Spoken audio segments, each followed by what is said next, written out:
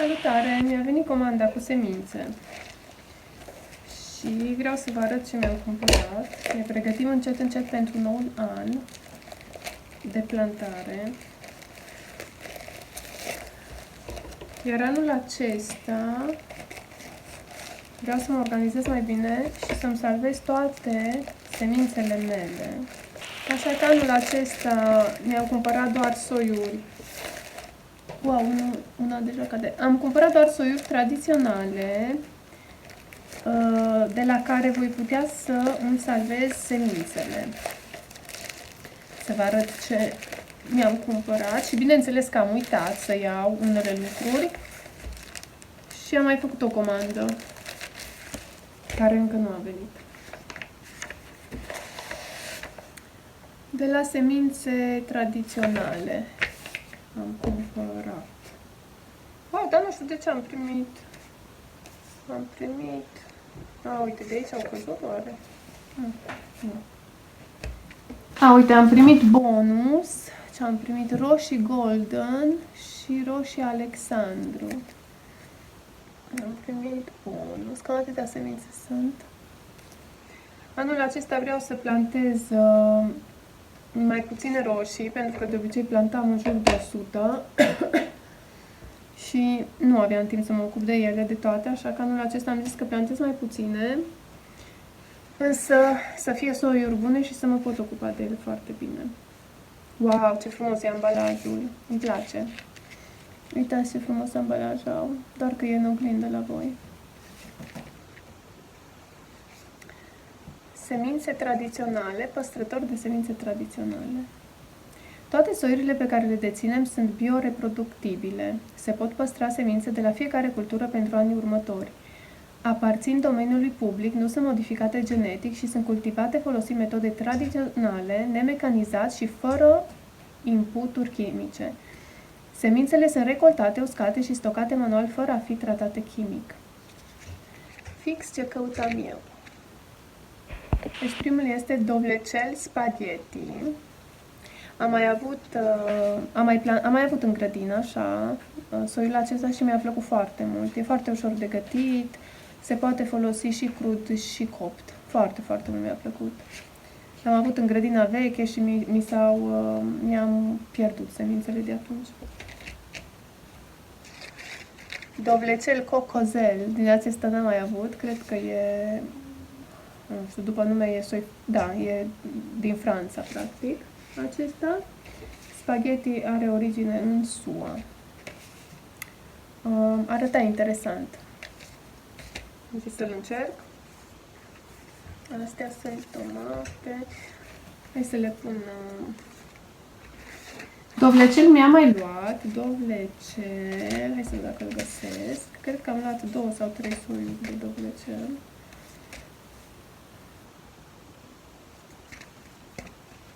Am luat o grămadă de roșii. N-am mai luat. Deci dovlecei doar aceștia și cred că în cealaltă comandă am luat ceva dovlecei de vară. Apoi am luat castraveți. Castraveți de murături de Suceava.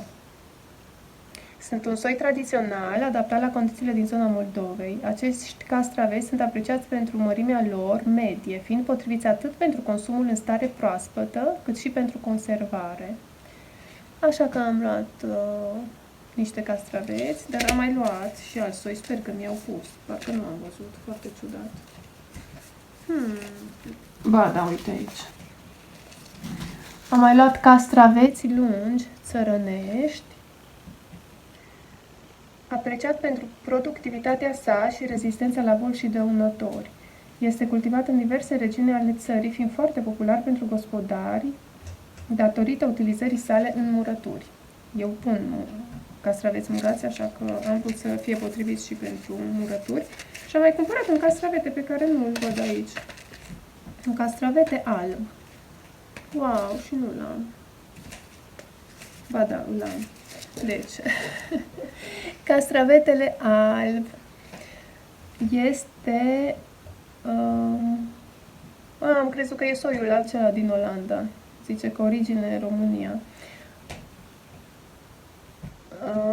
Cu pulpa foarte consistentă și delicioasă. Sunt recomandați în special pentru murare și conservare și sunt o varietate timpurie. În 60 de zile se pot culege. Așa. Castraveții, și castraveții.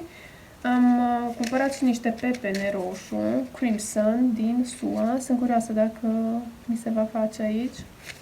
Și am mai luat pepene galben, tot din SUA, Heart of Gold. Este un soi tradițional de pepene galben apreciat pentru productivitatea sa ridicată și capacitatea de a crește în climate cu sezoane scurte. De această cauză le-am cumpărat ca să-mi apuce să se coacă. Și la noi sunt foarte curioasă pentru că am jos în grădină, am o zonă unde solul e umed și cred că i-ar plăcea. Așa că îl voi pune acolo. Și cred că am mai luat un... Da, am mai cumpărat un pepene galben, Zemos de Moldova. Zemos de Moldova este un soi vechi de pepene galben, originar din Republica Moldova, recunoscut pentru productivitatea sa ridicată și rezistența excelentă la boli și dăunători. Și aici scrie că are 20 de semințe. Da. Cam 20 sau 15 semințe până acum. La castraveți și la doblecel. Cred că la tomate sunt mai multe. Acum să trecem la roșii. Roșii am cumpărat cele mai multe. Deci acestea sunt cadou. Mi-au venit 2 roșii cadou. Chiar mă gândeam dacă să cumpăr soiul de roșii Alexandru.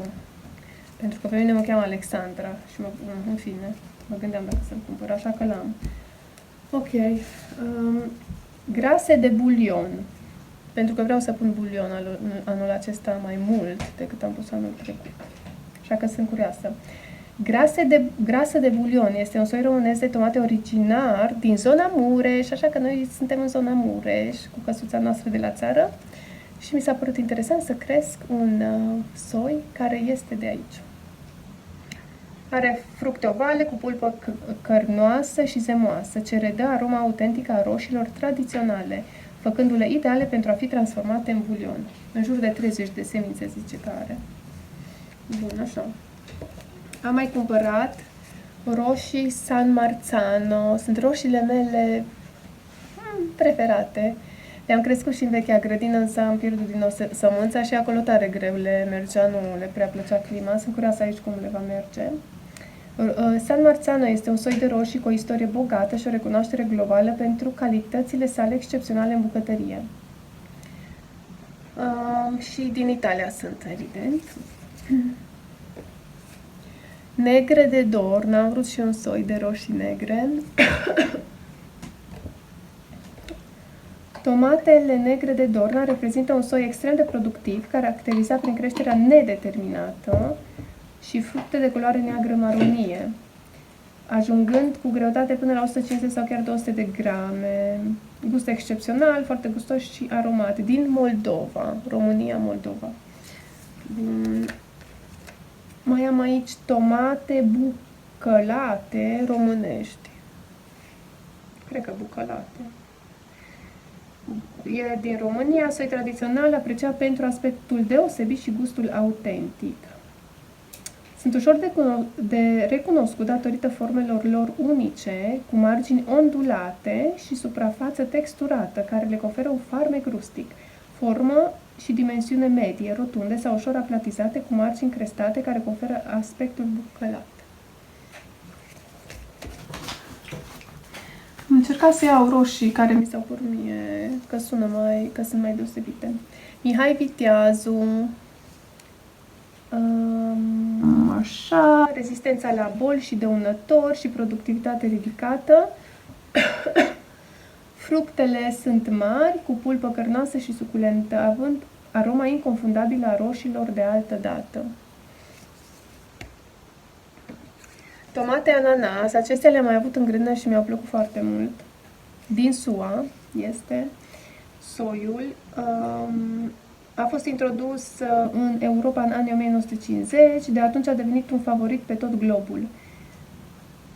și are polenizare deschisă, ceea ce înseamnă că îi puteți recolta semințele în fiecare an și le puteți semăna din nou în fiecare sezon. Eu ce am avut a fost ceva hibrid, pentru că am păstrat semințele, însă anul care a urmat nu mi-au mai ieșit ca și roșia mama adevărată, practic. Au ieșit mult mai puține și mult mai mici, nu a fost la fel, așa că mă bucur că le am acestea de la care pot păstra semințele. Mai am una uriașe de dolj, din Dolj, soi autohton de roșii cu o istorie îndelungată de cultivare în zona Dolj. Se remarcă prin rezistența sa deosebită și productivitatea sa bogată, ceea ce îl face un preferat al gospodarilor din zonă. Să vedem, mai sunt roșii. Da, mai am... Wow, numai un ardei mi-am luat, știam că am luat mai multe. Și încă o roșie, din un soi de roșii din Italia, Cosotullo Genovese, și aceasta am mai avut-o și mi-a plăcut foarte mult și pentru pastă de roșii, e un soi foarte bun pentru pastă de roșii și mi-am mai cumpărat în cealaltă comandă, mai am roșiile Roma, care sunt tot din Italia și tot așa, îmi plac foarte mult când fac pastă, pentru că nu sunt foarte suculente, sunt mai mult cărnoase și nu trebuie să fierbe așa de mult când faci o pastă de roșii. Varietate de roșii cu origini italiene, apreciată încă din secolul al XIX-lea. Fructele sunt destul de aplatizate și atrăgătoare datorită stâiurilor adânci. Această varietate este considerată o opțiune standard în Italia, fiind utilizată atât pentru consumul în stare proaspătă, cât și pentru conservare. Mie mi-a plăcut foarte mult în sosul de roșii. Bun, și atât sunt roșiile. Deci roșiile sunt cele mai multe. Nu știu câte îmi voi planta din fiecare soi. Parcă văd că iarăși ajung la 100. Așa, și mi-am mai cumpărat ardei. Ardeiul, n-am reușit aici foarte bine încă să-mi cultiv ardei. Am zis să mă mai încerc încă o dată, doar acela bulgăresc, ardeiul bulgăresc mi-a crescut bine, în rest așa un ardei gras și așa nu le merge bine sau nu le place solul, nu știu ce, nu-i bine, trebuie să mai încerc. Și cred că am mai comandat ardei în cealaltă comandă, ceva ardei mai gras. Trebuie să-mi vină iute bucureștean. Tot am vrut iute și tot nu am reușit să am iute în grădină, așa că vreau niște ardei iute ca să-l pun în murături. Soi vechi, popular, apreciat în special pentru folosirea sa alături de ciorbe în restaurante tradiționale care își respectă rețetele autentice. Fructele sunt groase, cam cât un deget mare și pot ajunge la o lungime de până la 10 cm. Deci ăsta e ardeiul. Mi-am mai luat fasole galbenă urcătoare, soi vechi de fasole galbenă urcătoare provenit din bazinul legumicol Buzău. Foarte productiv și rezistent, este un soi nedeterminat ce formează păstăi mari de culoare galbenă și poate fi consumat ca păstăi ori boabe. Iar ultimul pliculeț este chimion. Chimionul este o plantă anuală, bine, cred că știți ce chimion. Ok, am zis că vreau în grădină chimion. Când eram mici, pe vremea noastră, și erau câmpuri întregi pe lângă blocuri, erau și plante de chimion pe atunci. Sunt curioasă dacă... nici nu știu unde să-l pun, trebuie să mă interesez unde îi place. Și așa, deci astea sunt semințele, trebuie să, în martie, o să încep să... Bine, mai am eu semințe. Astea sunt semințele cumpărate, tradiționale, de la care voi păstra apoi semințele pe mai departe și vreau să le las și copilul mei, dacă se poate.